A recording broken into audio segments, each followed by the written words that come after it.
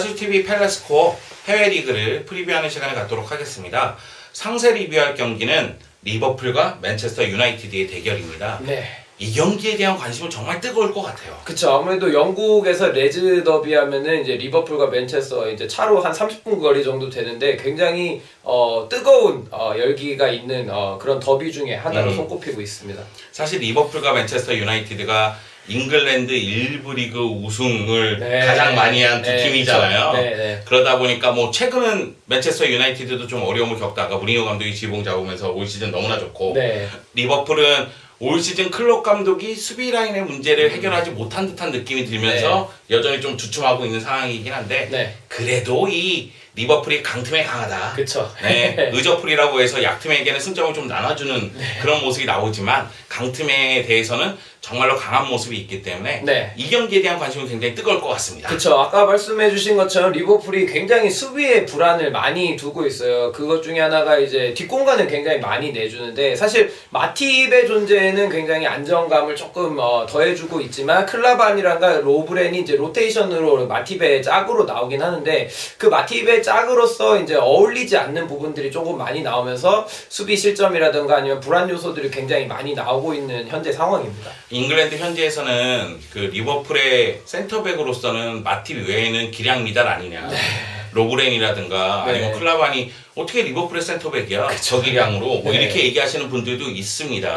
그 정도로 이제 수비 쪽에 문제가 있고 이 수비수들의 기량뿐만이 아니라 개개 프레싱이 제대로 작용하지 못하는 건 아니야? 이런 얘기도 있어요. 그러니까 클롭 감독의 개개 프레싱이 뒷공간을 내주는 그런 상황이 계속 나오다 보니까 실점하는 것 아니냐는 이야기도 나오고 있거든요. 여하튼 여러 가지 얘기가 나올 정도로 리버풀은 수비가 불안하다. 근데 공격 쪽에서 마네가 햄스트링 부상을 당했어. 웃으면 안 되는데. 마네가 햄스트링 부상을 당했습니다. 물론 이제 쿠티뉴가 컨디션을 완전히 회복한 상태고요. 그리고 이제 피르미누 그리고 살라가 너무나 잘해주고는 있는데 마네가 갖고 있는 장점이 또 있잖아요. 그쵸. 마네 같은 경우에는 정말 리버풀에서 굉장히 핵심적인 요소로 많이 작용을 하는데 이제 피르미누를 이제 그 분데스리가 호펜하임에서 영입했을 때 그 클롭 감독의 제일 마음에 드는 수치적인 부분을 갖고 있었습니다. 그 수치가 뭐였냐면 분데스리가 공격수 압박률 1위라는, 그러니까 볼 탈취율 1위라는 그런, 스탯을 갖고 있었거든요. 그러다 보니까 공격, 전환을 위해서는 피르미누가 굉장히 많은 압박을 하고, 그러고 나서 볼을 탈취한 후에 공격 전환을 작업을 해줄 선수가 필요한데, 그게 이제 굉장히 핵심적으로 했던 게 마네였었는데, 마네가 부상을 당하고 레드카드로서 경기에서 못 나오게 되면서 굉장히 리버풀이 고전하는 모습들을 많이 보여줬었습니다. 마네가 못 나온다 할지라도 역시 이제 쿠티뉴, 피르미누, 살라로 이어지는 공격 라인은 강력한 힘을 발휘할 것 같아요. 다만 이제 마네가 부상이라서 쿠티뉴가 위로 올라왔잖아요. 쿠티뉴가 밑으로 있을 때 좀 더 창의적인 패스가 나왔을 텐데 랄라나가 또 부상이니까 그러다 보니까 여러 가지 문제는 좀 내포할 수도 있어도 그럼에도 공격은 날카로움을 보여줄 가능성이 크다. 반면에 맨체스터 유나이티드는 지금 인정사정 없습니다. 보는 놈마다 때리고 있어요. 그렇죠. 그게 굉장히 포그바의 이탈이 저는 굉장히 많이 걱정을 했었어요. 근데 펠라이니 선수가 정말 기가 막히게 그 자리를 메꿔주면서 오히려 세트피스 때 펠라이니를 이용한 공격이 굉장히 매섭고, 그리고 공격 전환 때는 레시포드나 루카쿠, 그 다음에 지공 때는 마타와 마티치를 이용한 볼 점유 또는 안데 에레라, 이런 식으로 굉장히 다양한 옵션들이 존재하면서 공수 밸런스도 굉장히 뛰어나고 있습니다. 다만 이제 포그바가 부상인 상태에서 펠라이니도 못 나올 가능성이 크기 때문에 지금 몸 상태가 좋지 못하잖아요. 그렇기 때문에 마티치하고 에레라가 나올 가능성이 있고 뭐 에레라가 못 나온다 할지라도 캐릭이 나올 수도 있지 않을까. 캐릭도 지금 몸 상태가 완벽하진 않습니다. 여하튼 그럴 것으로 보이고, 수비 쪽에서는 사실 필 존스와 에릭 바이가 너무나 잘해줬는데 필 존스도 출전 가능성이 좀 떨어지고 있는 상황이거든요. 그렇기 때문에 스몰링이 나올 가능성이 있다. 이런 얘기가 있긴 한데요.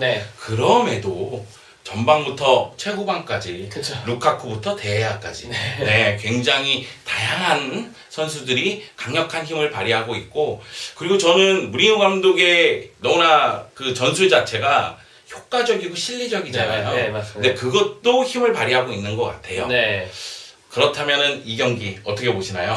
저는 일단 공격 쪽에서의 그런 맞불을 좀 더 예상을 합니다. 수비적인 부분보다는 이제 아무래도 A매치 기간이었고 그러다 보니까 체력적인 부담도 있는 상황에서 사실 수비 밸런스나 이런 부분에 대해서는 조금 안정감이 떨어질 수 있다고 보기 때문에 저는 공격 전환에 의한 난타전 끝에 무승부가 될 수 있다고 보고 있습니다. 네. 역시 이제 리버풀은 강팀에 강하니까 네. 그러니까 맨체스터 유나이티드에게 승점을 획득할 것이다. 네. 그리고 맨유도 올 시즌 거의 무패행진을 계속 그쵸. 이어가고 있잖아요. 네. 그렇기 때문에 이제 리버풀 원정이지만 패배는 당하지 않을 것이다. 네. 그래서 무승부를 예상하는 네. 굉장히 단순한 논리로서 무승부를 예상하는 미르달 코치의 예상이었고요.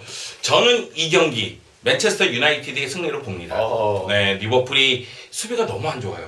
그렇죠. 네, 그것이 너무 커요. 네. 그런데 맨체스터 유나이티드의 공격력이 너무 매섭거든요. 매섭죠. 네. 그 점을 고려했을 때는 화력 대결로 가더라도 메뉴가 좀 더 우위를 가져가지 않을까 이런 생각이 들어서 네. 맨체스터 유나이티드의 승리를 예상하도록 하겠습니다. 네. 자, 그러면은 간략 프리뷰를 해보도록 하겠습니다. 네.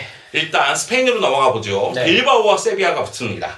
빌바오 같은 경우에는 세비야도 그렇고 빌바오 같은 경우도 그렇고 둘 다 약간 최근에 역습 위주의 축구를 많이 구사하고 있어요. 근데 빌바오가 무니아인이 전력에서 이탈하는 바람에 공격 전환의 키 포인트를 하나 잃은 느낌이거든요. 그래서 저는 세비야가 그 포인트를 좀 더 앞세운 승리를 예상하겠습니다. 네, 세비야의 승리를 예상하는 모습이고요. 네. 저도 같습니다.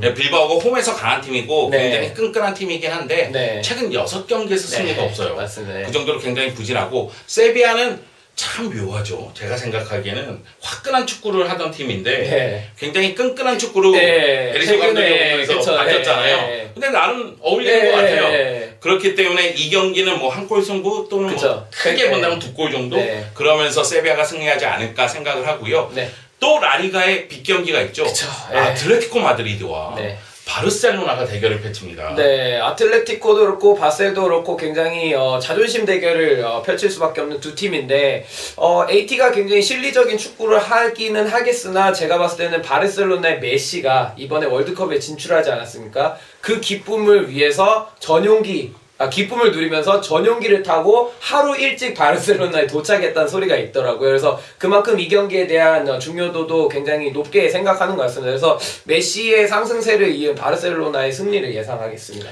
바르셀로나가 현재 챔피언스리그 포함해서 9연승이에요. 네. 말 그대로 승승장구, 그쵸. 파죽지세의 모습인데 네. 바르셀로나의 문제점이라면 A매치 후유증이 있습니다. 그쵸. 네, 왜냐면 메시도 그렇고 수아레스도 그렇고 네, 남미 선수들이 네, 곳곳에 그쵸. 있거든요. 네. 그리고 카탈루냐 독립과 관련해서 네. 약간 시끄러움이 있었고 그리고 피케 선수를 비롯해서 몇몇 선수들은 스트레스도 많이 받았거든요. 네, 최근에. 그 전까지 고려한다면 저는 이 경기 무승부를 예상하도록 하겠습니다. 예. 깊게 들어가잖아. 정치까지 보잖아 나는. 그러네요. 예. 아이 나 참.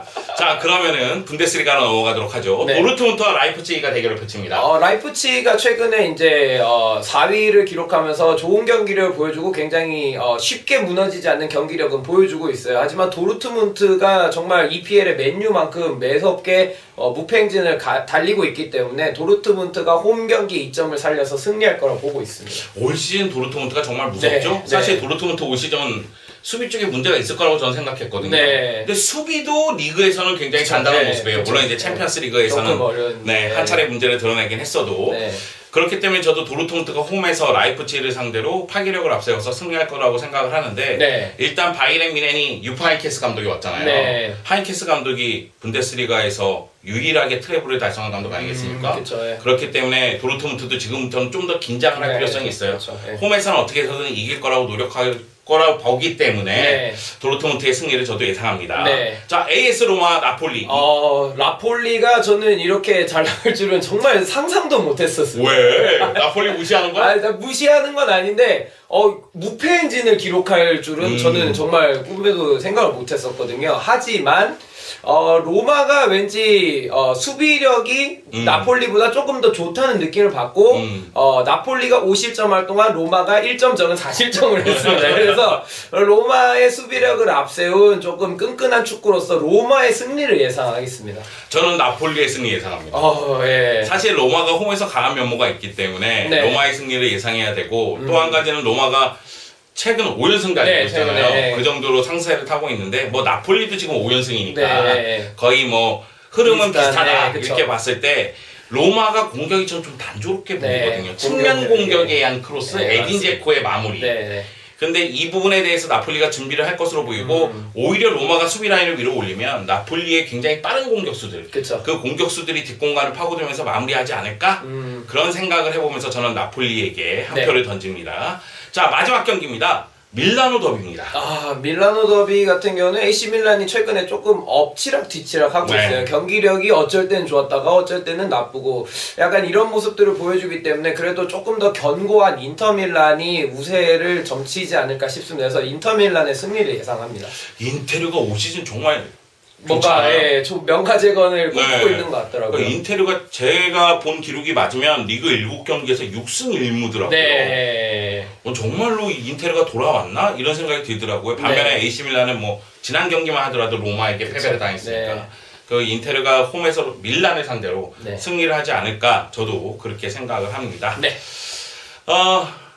간량 프리뷰를 하게 되면 좀 뭔가 먹다만 느낌? 약간 네, 모자란 딱딱한 느낌. 네. 뭔가 자세히 얘기해야 되는데 우리 네. 너무 설렁설렁 하는 거 아니야? 이런 느낌이 좀 들어요. 네, 그렇죠. 하지만은 여러분 저희가 한 경기 한 경기 상세하게 하다 보면 여러분이 보다가 이 프로그램을 끄게 됩니다. 짜증 나거든요. 뻔한 얘기 또 하고 있어. 뭐 이렇게 생각할 수 있기 때문에 네. 간략 프리뷰를 한 것이고요. 저희가 해외리그 간략 프리뷰를 이것으로 마치도록 하고 그리고 K리그 클래식 간략 프리뷰로 돌아오도록 하겠습니다.